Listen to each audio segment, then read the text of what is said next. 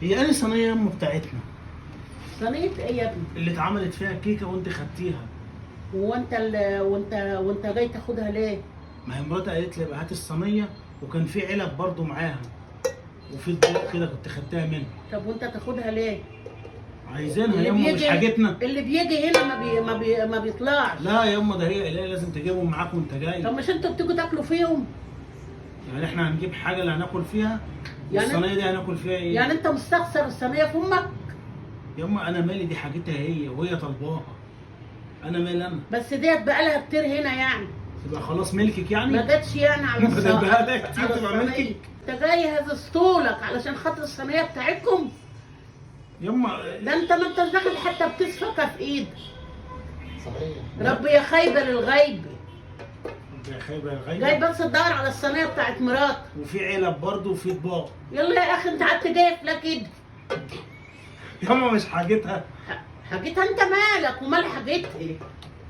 انت مالك؟ طب هي راحة. الحاجه بتاعتها الصينيه ديت من رمضان. انت ايه اللي فكرك بقى يعني؟ يما طب هي من رمضان، احنا قلنا نستنى يمكن تعملي لنا فيها حاجه وترجعيها.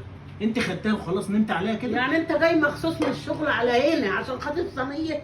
الصينيه والعلب يخص على التربيه. هي دي اللي التربيه اه فيها والله يما. العظيم. صينيه. ما حقنا يما، مش حقنا. حقك ايوه حاجتنا. ما بتجيش تاكل فيها الصينيه دي. بس حاجتنا لازم ترجع لها يما. هنخليها ليه؟ انت ترضي حد ياخد حاجتك؟ عادي. حتى الصينيه خفيفه ومعفنه ومطبقه اهي. مطبقه ده عايزه تتباع عند بتاع السكسوني. لا يما، ده هي لا. اصلا انت اللي طبقتيها. انتوا اللي حاجتكم بتبقى غالي. هي كانت جايه لك سليمه، انت اللي طبقتيها. انا اللي طبقتها. هي لو شافتها كده ممكن ما ترضاش تاخدها تاني. والله. وتقول لك هات لنا واحده تانيه. يا عم اقعد ساكت خدها واجري. انا مش عايزه منك حاجه ولا مني. يلا بقى قومي يما، هات لنا العلب والاطباق بتاعتها بالمره، حطهم لي في شنطه كده.